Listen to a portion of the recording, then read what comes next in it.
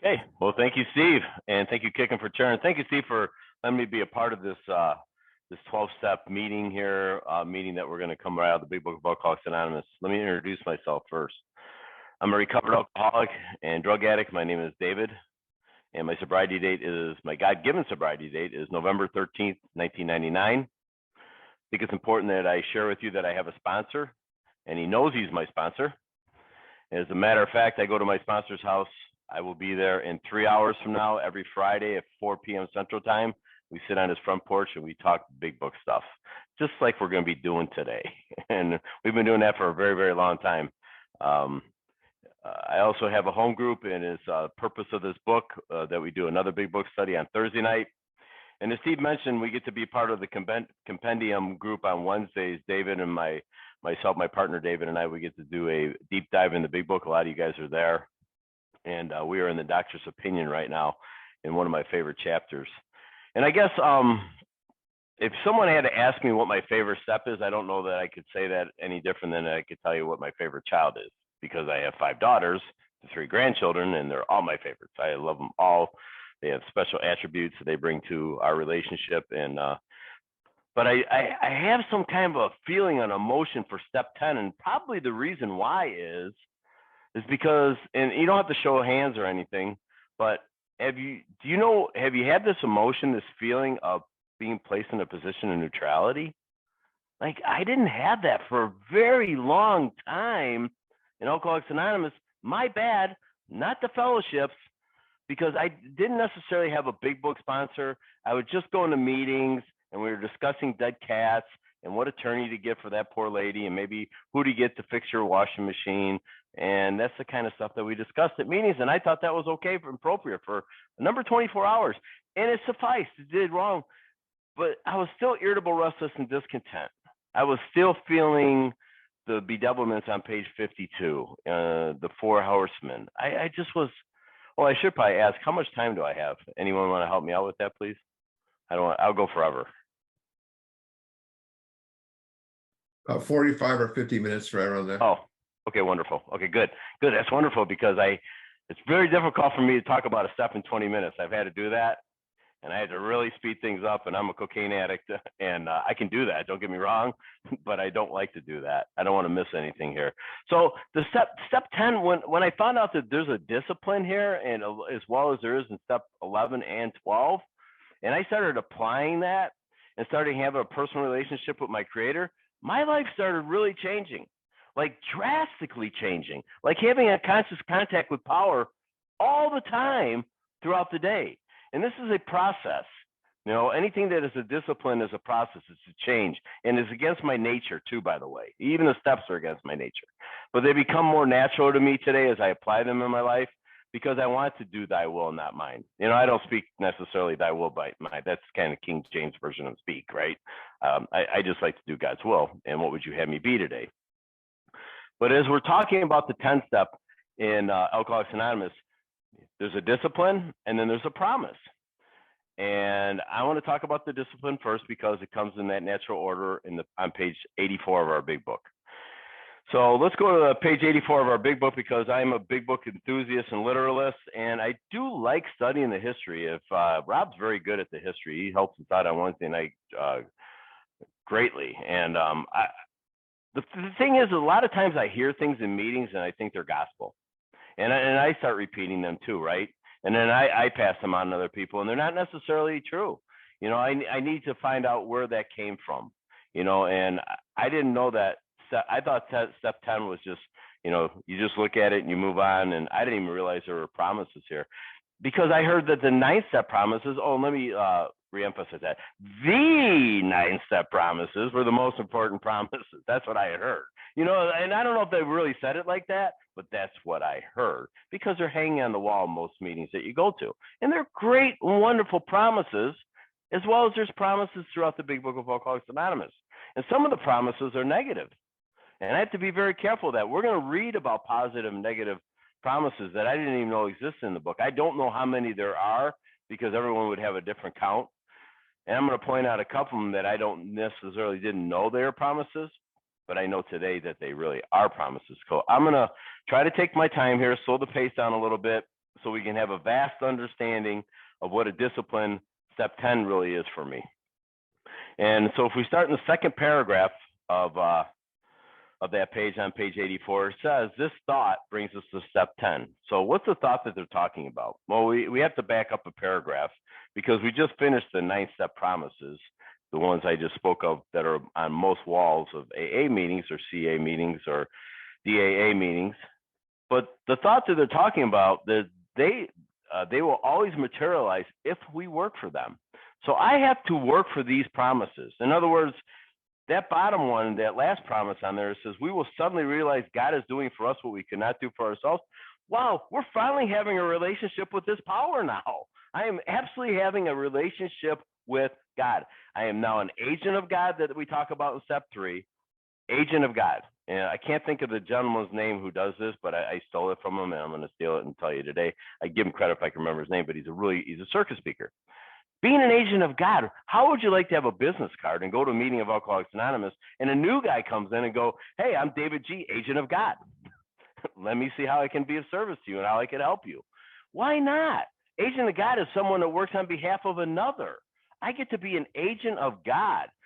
All I got to do is stay unblocked and follow the disciplines of 10 and 11 and 12, because what they're describing in 10, 11, and 12 for me is they're designed for living.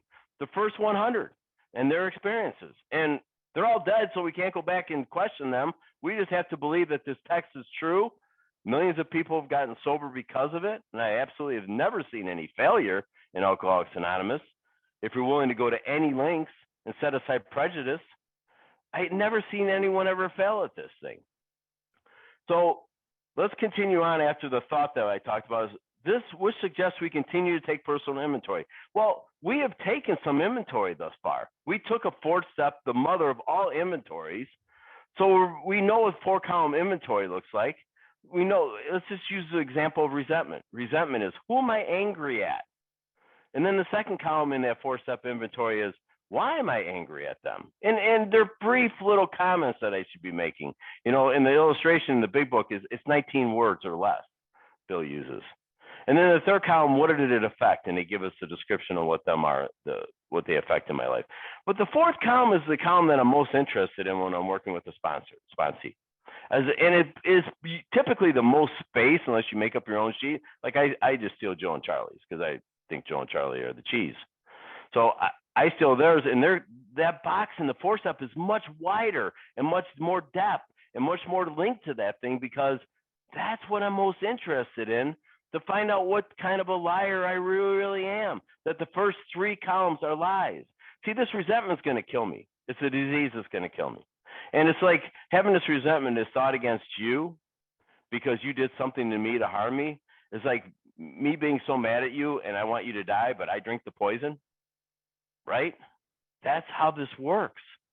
You know, the resentment is the number 1 offender of alcoholics.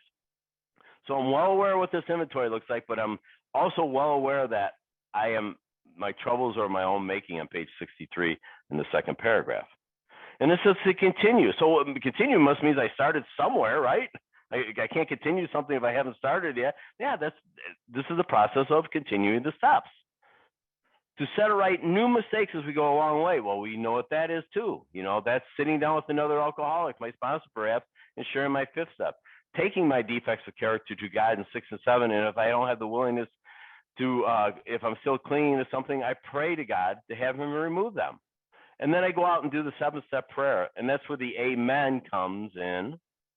See, the 3rd step prayer doesn't have an amen behind it because 3, 4, 5, 6, and 7 all linked together, but that's where the amen comes in at the end of 7.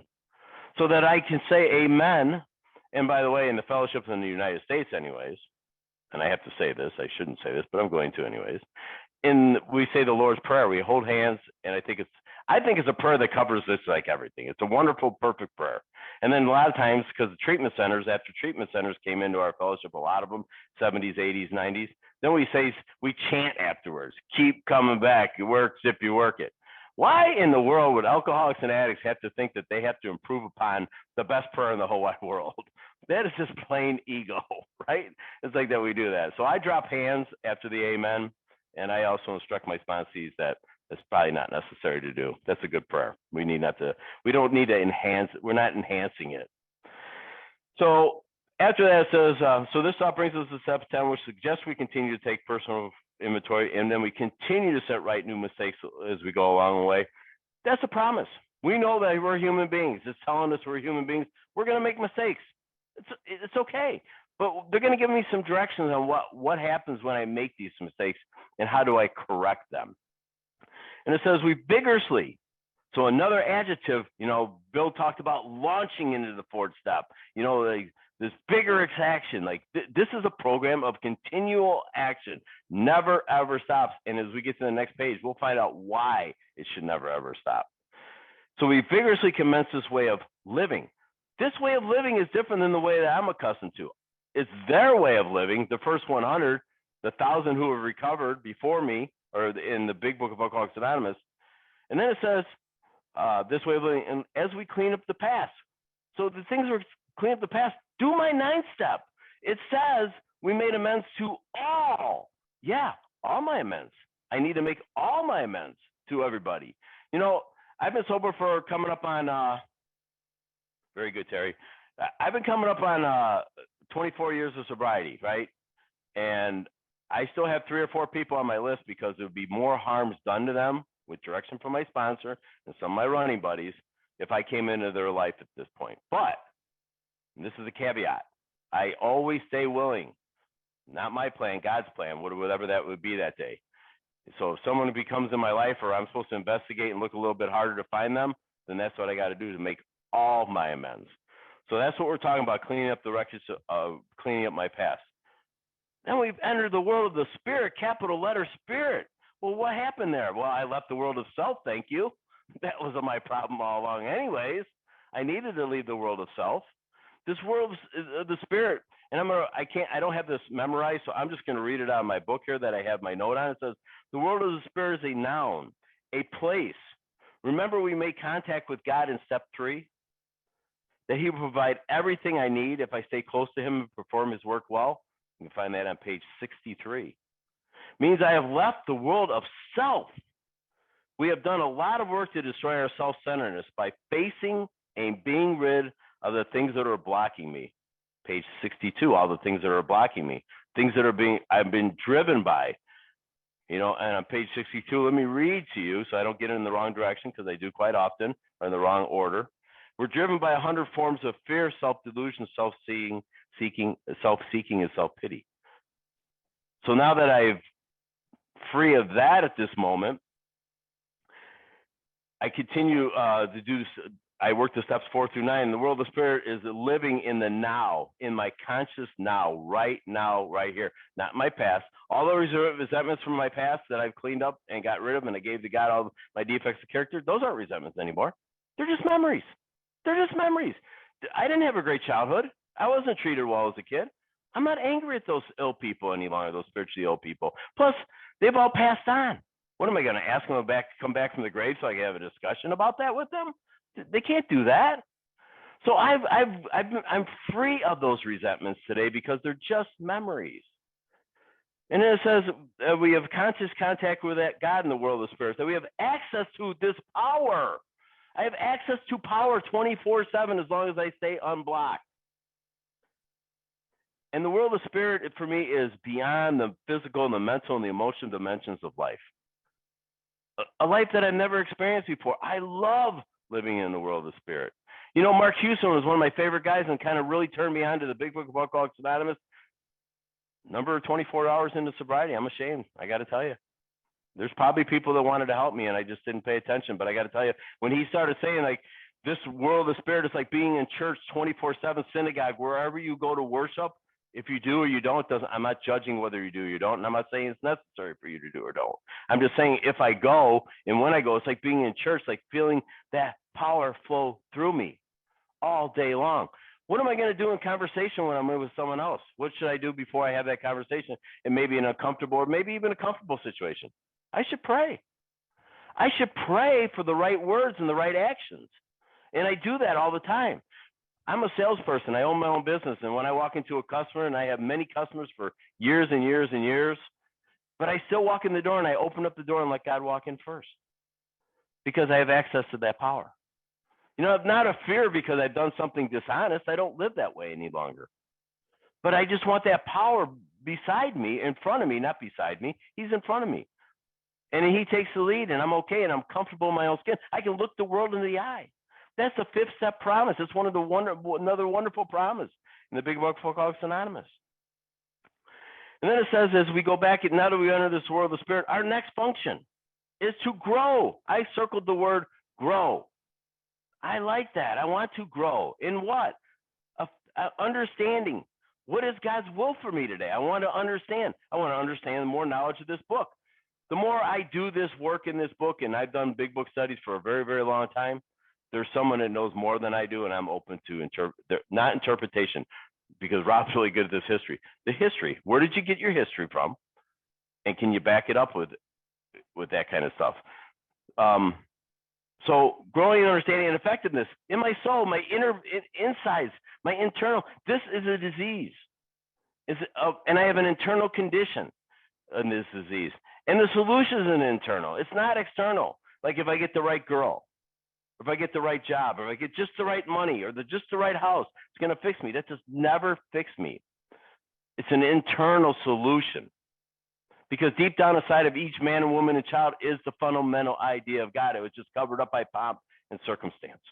And then when I got that free by working these steps, and I got a taste of what that looks like in the world of the Spirit, I'm going to work even harder. See, what baffles me a lot of times, and I'm just going to use the one word of Alcoholics Anonymous, it's Cocaine Anonymous or whatever it is. A lot of people in the meetings, they go to meetings, and they find out what the solution is, and they're the only people. I don't understand this. It just kind of baffles me. But they stop doing the work. Why? This is just beginning. Like, I have experiences that I could give you, like, you would blow your mind, the power of God. But it wasn't until I was ready for them. I'll just briefly tell you one of them. I have to tell you one of them. So I was adopted at birth, and I didn't have a good childhood. You know, I was out on the streets by the time I was 14, running around doing all this stuff. That's not my point. But when I was in my 40s, which is a couple decades ago, when I'm in my 40s, my wife hired a private investigator to see where my adopted mother and father might be. And it cost us a whole $25. And it was before the internet. So we had to mail him a check, and the check had to clear. And then he found out, I live near Chicago, and they found out that these people had birth certificates in Chicago. And I also was able to find phone numbers out for these people. And I found out that I had 2 biological sisters that they ended up raising. I was the oldest one that they put up for adoption. And the reason why, and I don't fault them whatsoever, is they were very young, 17 years old and 19 years old, and they couldn't have taken care of me. But what happened, that would have never worked if I wasn't sober, because I got to have a relationship with my mom and dad before they passed, my biological parents but they were very ill. My dad died indirectly from alcoholism, got diabetes, was very, very sick, lost his legs, went blind, was terrible. But I got a chance to be a part of his life. And my mom has Alzheimer's, and got to have a relationship with her. But let me just tell you about my 2 sisters. You know, they're a couple, 3 years younger than me, 5 years younger than me. One of them is one of us. And I got to build a relationship with her for a few 24 hours, say 5 or 6 years, and I watched her drink while I was sober. And I never said anything about it to her. It wasn't my job. She knew I was sober. She knew my passion for Alcoholics Anonymous. But the day came where she came over to my house to swim in our pool with our kids. And I told her it was 9 o'clock in the morning. She came home over my house plastered. And I told her, I said, if you ever do that again, I will take your kids and you're not getting them back. And that night, she didn't drink that whole day. And boy, was she miserable. Ugh, miserable. But she went home that night and she called me up on the phone. She said, I need help. Will you help me? I can't stop drinking. I said, yeah. I'd love to help you. And I introduced her to some wonderful people in Alcoholics Anonymous. She's been sober for 14, 15 years now. Then my other sister, on the other hand, is not one of us, doesn't have that allergic reaction to alcohol, doesn't have the obsession. She can have a drink or two, or she can take it or leave it. But she's also a person who lived with a father that was an alcoholic and would not have tolerated a brother coming into her life at that time and put up with my nonsense, because it was nonsense, everything that I did. So I had to be sober for, I think it was like 8 years. God said, that's time for you to have a relationship with your sisters. And they're my best friends today. And I also have much more family that I have a relationship with today. God does things for me that I could not do for myself. when I'm ready for them. How do I get ready? Disciplines. 10, 11, 12. Do the work in Alcoholics Anonymous. Like your butt's on fire. So this says here that this is, back to the text, I'm sorry, that was a little side note there. But this is not an overnight matter. This is the only time in the book that's really telling us anything about one day at a time. Where does it say in the book, one day at a time we don't drink? You know, we hear that in meetings, one day at a time, just don't drink and go to meetings. That's not what it says in the book. This is a reflection of, this is not an overnight matter. This book's telling us how to live in a 24-hour day period. And it should continue for our lifetime. I get to live two lives in one. That life that I lived before Alcoholics Anonymous, and I'm not saying right away that things were good. I was still irritable, restless, discontent. The devilments were running me and ruining my life until I had recovered of the seemingly hopeless state of mind and body and spirit. And then it says, we continued to watch. Again, they use the word continue. So that must mean I started somewhere. Yes. As I've done this work up to this point, continue to watch for what? Watch is like what? What does that mean? Watch myself. Have you guys ever had an out-of-body experience when you're having a conversation with anyone? Have you ever said this conversation and the words are coming out of your mouth and you're talking to someone and you're going to yourself, holy cow, these are the most amazing words I've ever used in my life. I should write these down. I'm amazing right now. Well, those words came from a power greater than myself because I invited them in. And so I'm watching for this. I'm watching all the time for what? I'm watching for selfishness, dishonesty, resentment, and fear. And when these crop up, well, that's a darn promise. Because if they're going to crop up, not when, but if. Then they're going to give me some directions on what I should do with those things when they crop up and when I'm watching for them. It says we ask God at once to remove them, just like we did in 6 and 7, just like we go to our Father to ask him to remove this. I don't have the power to do that. I don't have the power to remove my resentments, my fear, my unmanageability, my dishonesty. I don't have the power to do that. Maybe for short lengths period of time, but not forever. Not for today, even for that matter. So so these cropped up, we ask God, that's my first direction. That is a discipline, a spiritual discipline to watch and to then ask. And then he says, we discuss them. Third, spiritual discipline. When do we do this? With someone immediately. I love that. See, because I like to wait till next week, and then I'll discuss it with you. And then I've had time to romance it and switch it around and fake it and lie about it. And now you're really bad and I'm really good. No, that's not what this is all about. Immediately, you got a sponsor. I hope you have a sponsor. I hope you have a sponsor that you can be honest with, because there's no reason to lie to your sponsor. I tell my sponsees that. It is the first honest relationship I ever had with a human being my entire life, and I still have an honest one with him. There's nothing I can't tell him, and I tell him everything. I don't share with meetings all my intimate details of my life. I don't do that. I talk about things that come out of this book, but I share with my sponsor those personal, emotional feelings that I have with my sponsor, or a couple of my running buddies. I got a couple. I got one sponsor who's been sober about 32 years. I'm a sponsor, and it's a gal that I sponsor. I have a sponsor for quite a long time. I give her and I give David, my other partner, that we do the big book thing, what I call spiritual consent. Spiritual consent looks like this for me. That means that if you see something in me, or if I told you something and you looked at it through your experience, you got the right to tell me where I'm wrong. And I don't get to debate it. I don't get to argue with you. I only get to do two things. I get to go home and consider it. And then I get to go home and pray about it. So I was in a meeting of Alcoholics Anonymous, and I've had 3 sponsors in Alcoholics Anonymous. And my sponsor, Judd, today, we were in a meeting, and he was probably my sponsor for maybe a week. And I was in this giant meeting long before COVID, many years before COVID. And I was holding court, talking about the big book, just full of the spirit. And I was dropping F-bombs left and right, man. And I didn't even realize I probably did it quite often. And after the meeting, he came up with me, and this is just a gentle guy that he is. He's put his arm around me. He says, David, are we selling anything in Alcoholics Anonymous? I said, what are you talking about, Judd? He goes, are we selling anything? It's a yes or no question. How about a yes or no answer? I said, no. He goes, why is it necessary for you to use vocabulary like that then? What are you trying to get across? And I didn't, and I was going to say something, but because of the spiritual consent, I went home and I didn't answer. I went home and I considered and I prayed about it. He was right. It's not necessary for me to swear in a meeting of Alcoholics Anonymous. It's actually disrespectful for me, anyways. I don't know about anyone else here. For me to do that, it's not necessary to get. Nowhere in the book is a swearing. Why do I take it upon myself to step outside the book and behave a different way? So I try very hard not to use any foul language in meetings of Alcoholics Anonymous. And it was pointed out to me by a guy who cares and loves for me, so that I can be because if I'm doing that quite often, what are you hearing? Are you hearing the bad words or are you hearing the text? I think you're hearing the bad words and they're overriding the good text. So I don't do that any longer. I try the best that I can not to do that. So when these crop up, we ask God at once, we discuss them with someone immediately. Then we make amends. Third spiritual discipline. Fourth spiritual discipline here. Make amends quickly if we harm anyone, not waiting. If I said something, if I assassinated your character, if I behaved some way, with my wife, I don't apologize to her. She's done with apologies. We've been married for coming up on 33 years.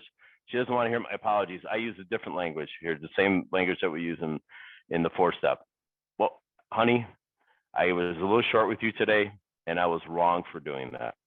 What is my wrong? What is my wrong in that situation? That I was short with her. She's a child of God. Why would I treat her any differently than anyone else? Remember I told you I was a salesperson? I've never argued with one of my customers. Why would I do that? Because then I would lose money if I did that. But this is how selfish and self-centered that I am behind closed doors. Do I segment my life in different ways? Well, sometimes I do. But when I do, I do these disciplines here. And when I do them things, I'm trying to grow in the understanding and effectiveness of what God's will is for me. And then I'm watching for, and I'm asking, and then I'm discussing, and then I'm making amends quickly. And I don't have to make so many amends as I used to. They're just a discussion. I was wrong, honey, for doing that. I'm sorry. I was wrong, and I'll try not to do that again. And I bring God in. I ask God for those words first. I need that power to humble myself. My ego is regenerated at that point. As Harry Tiebout said, that the ego has an uncanny ability to regenerate itself. So then we discuss it. We make amends quickly if we harm one. Then we resolutely turn. Fifth, spiritual discipline that I have to put. What are we going to turn to? Our thoughts of someone we can help. It's just telling us to turn my thoughts to someone. It's not saying I got to get out of my car, stop doing my work, go to a treatment center, rip the sickest guy out of the bed and go and bang him over the head with a big book. It's not saying that. But I will say this.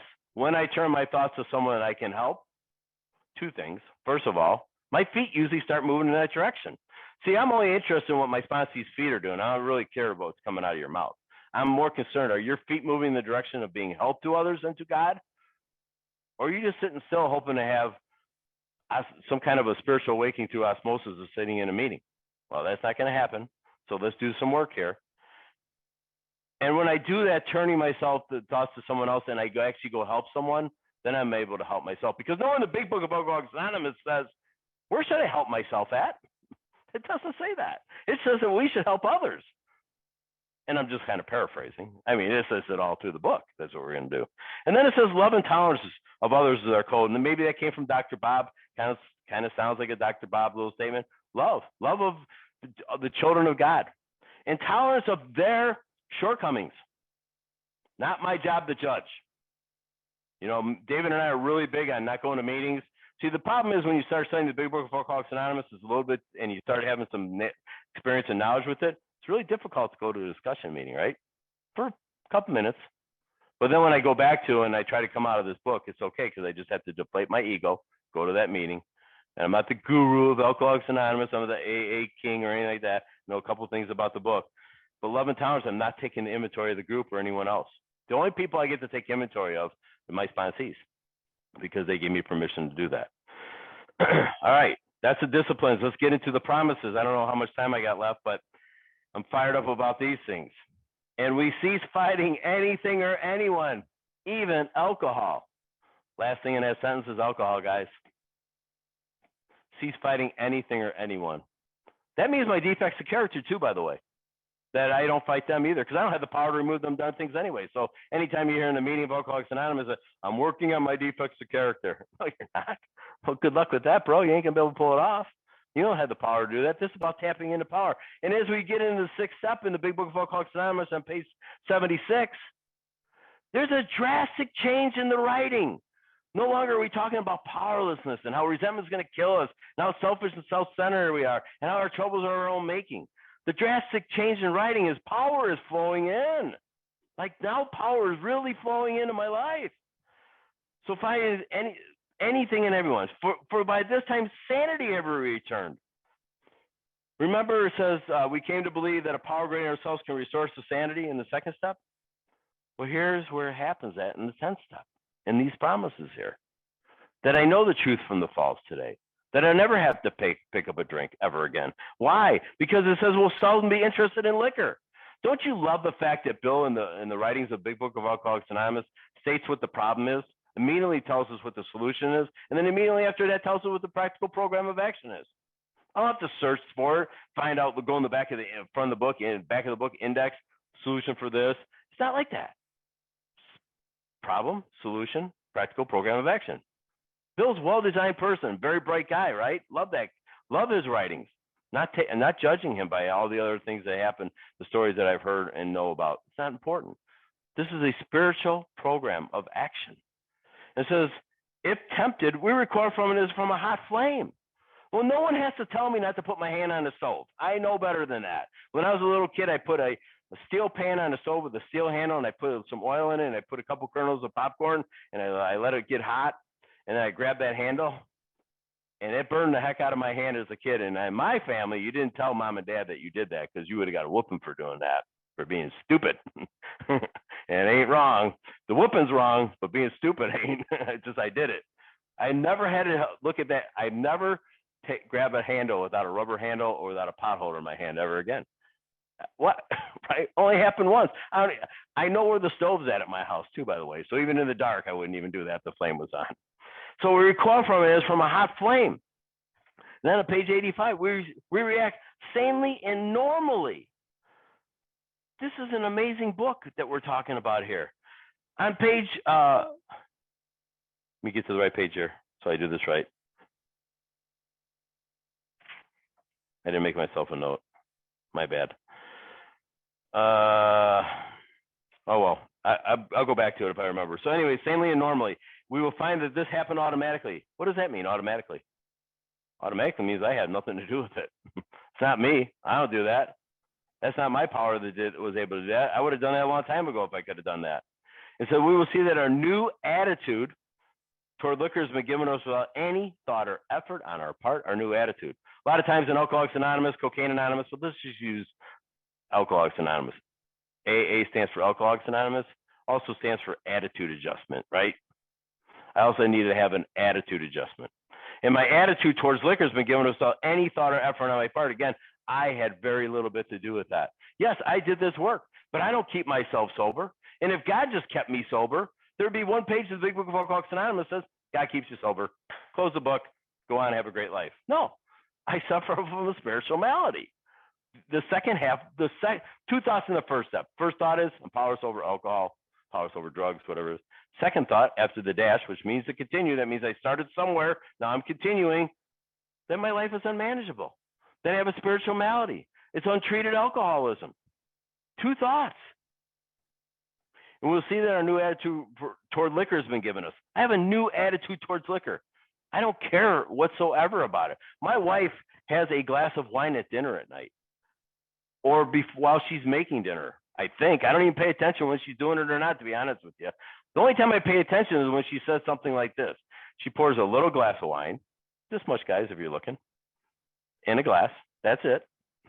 And then she sets it down and she cooks. And then about a half hour later, she goes, have you seen my wine? I go, yeah, it's right over there. I know exactly where it's at. I haven't lost sight of it. It's like, but she doesn't need this program. She doesn't break out in craving. She doesn't obsess over it. As a matter of fact, if she gets full from dinner, she takes that little bit of wine, she pours it back into the bottle. That's alcohol abuse too, by the way. Just saying. So it just comes. What comes is that there was no thought or effort on our part. that this is a miracle of it. I haven't performed any miracles. I haven't met a human being that has. God is performing this miracle in my life because I got unblocked from him by doing this work. So I'm going to continue to do this work, this 10-step discipline. I'm going to put this in practical action all throughout my day, the spot check inventory that the 12 and 12 talks about in the 10th step. We're not fighting it, neither avoiding temptation. I don't have to fight it or temptation. If I go to a restaurant and they have a bar and I have to sit in the bar, as long as I'm spiritually fit, I'm fine with that. I don't even see the booze on there. And for those who've been sober for more than 30 days, they've come out with 20 new liquors since you got sober. You know, think about some of us who've been sober for a while. I don't even know what I don't even, like when my kids who are all grown up and now they come back into my house and they may bring booze because we have refrigerators in the garage. I have to ask, like, what is that? And I said, booze go in this refrigerator just in case. Because I need my glasses or I can't see anything, right? And Gatorades and water and all that stuff goes in the other refrigerator because they look like pop. They look like Gatorades. I need to know what's in my refrigerator, but I'm not worried about it. So why am I not worried about it? We feel as though we've been placed where? In a position of neutrality. That's why I asked this question earlier on. Have you been placed in a position of neutrality today? Are you unblocked from self today? Did self die today? Is my ego deflated today? Did I do my 10-step discipline? Did I get on my knees this morning and ask God to keep me clean and sober and direct my thinking? Did I pray for all others today? What would you have me be in their lives? I'm not asking God no longer to what do I do in their lives. See, I have 5 daughters, guys. And when they call me up on the phone, they want to talk. I do not sponsor my daughters. They're all grown-ups. I didn't come up with that. I'm just saying I followed directions from a man who's wiser than I. There's many of those. And he said, don't sponsor your daughters. Your daughters want you to listen. And I have a wonderful relationship with my daughters because I listen, just like my wife. My wife is a realtor. And things are good or bad, or most of the time they're awesome and all that thing. But when she says, and I walk in the door after a long, hard day and she wants to talk, I listen. And I'll say, well, if you would have, did you pray this morning?